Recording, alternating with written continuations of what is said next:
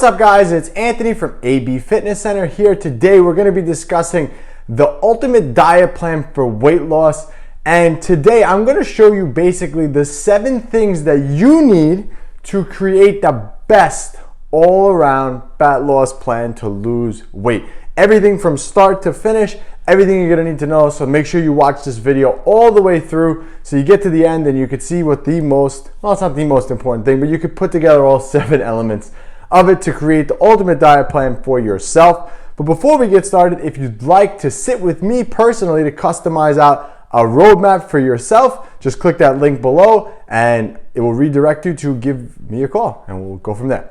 So let's go. Number 1, the first thing you need in order to actually lose weight and lose body fat is gonna be being in a calorie deficit. You have to be in a calorie deficit in order for you to actually lose body fat. No matter, despite what anyone says, there's no such thing as magical foods. You need to be eating less calories in order to lose body fat. I made a video a couple of videos ago about how to figure out how many calories you need for weight loss. So I recommend going back and rewatching that one, and it'll tell you exactly how many calories you need to lose fat. So go back and follow that one. And I'll drop a link somewhere for that here. Number 2, you need to eat protein. Protein is going to be vital. And I also covered this in that same video that I just talked about. But a general rule, when you're trying to lose body fat, you need to make sure you're having adequate amount of protein. I've covered this so many times, but protein has a twofold effect. When you eat it, 1, your body has to heat up a little bit to burn off that protein. And 2, protein is going to help to keep you fuller longer. So it'll help make the dieting process a lot easier. But you need to make sure you're getting in enough protein, especially when your goal is to change your body composition. When you want to change your body composition, which is that ratio of muscle to fat, you need to make sure you're eating enough protein. So you need, as a general rule, again, I don't know who's on the other side of this watching this, but as a general rule, you need about your body weight in protein times 1. So if you weigh 200 pounds, you need generally about 200 pounds of protein every day when you're in a calorie deficit in order to build and maintain as much muscle as possible. So that's number 2.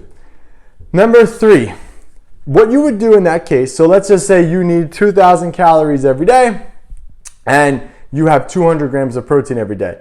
All you would need to do, and we're gonna make this really simple because I know what you're thinking, well, how many carbs should I eat? How many fats should I eat? Really simple. I want you to watch calories and protein intake. Everything else will kind of fill itself in. So just like I said, watch protein, watch calories, and you'll be good. Yes, it is that simple. It's not rocket science what we're trying to do here. It is really that simple. But like I said, you need to just be focusing on those 2, and you need to be consistent with that. You can't just be following that for one day and then off the next 3 days. You have to stay on track with that. So keep that one in mind. All you got to do, focus on your calories, focus on protein, and leave the carbs and fat. They'll kind of fill themselves in. If some days you want a little bit more carbs, that's fine. As long as you fill in those calories and hit those calories, you're fine. Again, this is a really simple approach. The more simple we make it, the more likely you're going to stick to it long term, and the more likely you're going to keep and lose that body fat that we want you to lose. So we're going to roll with that. Okay, we're going to make this very simple. Like I said, a lot of diets out there can get very complicated for no reason. Okay, so very simple. Protein intake, calories. That's all you got to watch, all you got to worry about. Let everything else fill itself in whenever it is. If you feel like eating lower carb one day and you're craving more fat, you can have that and have that luxury of doing that. All right, so number 4, and you're probably asking, okay, well, if I just have to focus on protein and I got to focus on calories, how many meals a day should I eat? Well, the cool thing is your body doesn't you don't lose weight from meal to meal, right? So it's not like I have a really healthy breakfast, a really healthy lunch. My body's just gonna burn off a bunch of fat because it's 2 healthy meals. You lose weight over days, weeks, and months. So it matters much less how many meals a day you eat. It matters more so the totals at the end of the day. So if your schedule allows you to, have 3 meals a day and you're comfortable with that, then you can have that. You can have 10 meals a day, you can have 1 meal a day. It doesn't matter as long as you hit those calories and that protein, okay? So keep that in mind. You have to keep that in mind. It doesn't matter how many meals you have. So if you want 10 meals a day, you can have it. If you want one, you can have that, okay? That's how many meals you should have, whatever is comfortable for you. I personally have about 4 meals a day. I think that that's optimal enough, and I think that it just allows me to kind of fit my calories in during that time. Anything more than that, and then if it gets a little like I'm worried about food too much, 4 is perfect for me. Again, you have to find that number for you. So, meal timing. There used to be this big myth back in the day that you had to eat every 3 hours in order for you to lose weight, and your body was like a furnace, and the more fuel you added to the furnace, the more fat you would burn.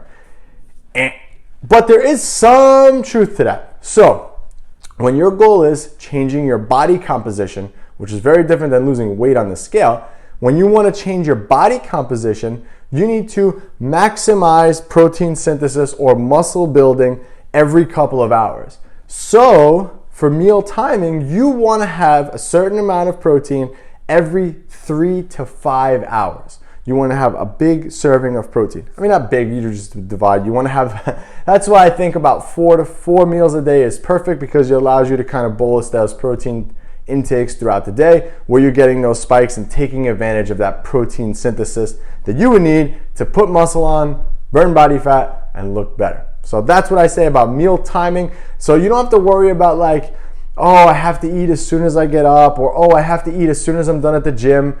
Just do it that way. Keep it simple. Every 3 to 5 hours, have a meal that consists of protein, and you'll be fine. You check off that box when it comes to that.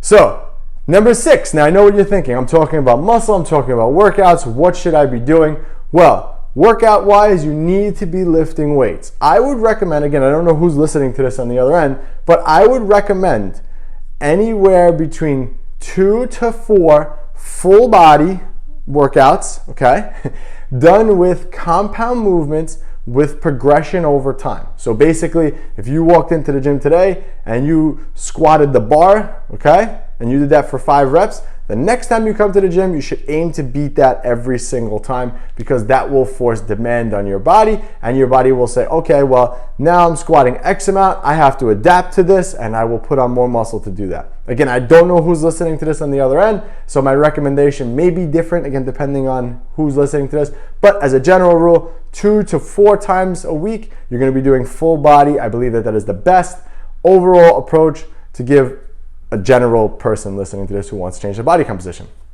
All right, that was the workouts. And again, you need to be lifting weights. Now, number 7, you're probably asking, okay, but what about cardio? So I speak about this all the time, why I'm not a big fan of cardio. But remember, your body adapts to the amount of cardio that you do. So if you do 30 minutes every day, your body becomes adapted to that. And you need that amount of cardio to continue to burning fat, or more, because now your body becomes more efficient at doing it. This is why it gets easier to do it. And I've seen this time and time and again. You know, you burn 300 calories or whatever on the elliptical a couple times a week. You ever notice how after 2 or 3 weeks of doing that, it gets kind of easier to do? Mentally it gets harder, but like, you know, physically it gets easier to do. You're not sweating as much, you're not out of breath. That's because your body adapts to it. So a more accurate way that we're gonna be tracking this is with daily total steps. Daily total steps will also track how active you are. So I'm recording this video right now, I'm moving my arms a lot, right? That is my non-exercise activity, okay? And that also plays into a huge part when it comes to how many calories you're burning at rest. So it's much more accurate to track steps per day. That is the best way to go about it. So I would say, again, I don't know who's listening to this on the other end, but a minimum of 8,000 steps every day for the general person, I think is a good starting point. And then again, just adjusting everything as you go. So that's the other thing, which I'm not even gonna cover in this video, but you're gonna cover that. This is how to set up the perfect diet plan for yourself. I have other videos talking about weigh-ins and when to adjust the program, so seek those for that advice. But again, those are basically the 7 things that you need to create the ultimate diet plan to actually begin losing fat. Remember, don't just watch my videos. Consistency is gonna be the key. So go and take action on anything that I've said in this video. Put together your fat loss plan. If you need any help, just find me on Instagram at abfitness, and I'll be glad to help you out. And I'll catch you on the next one.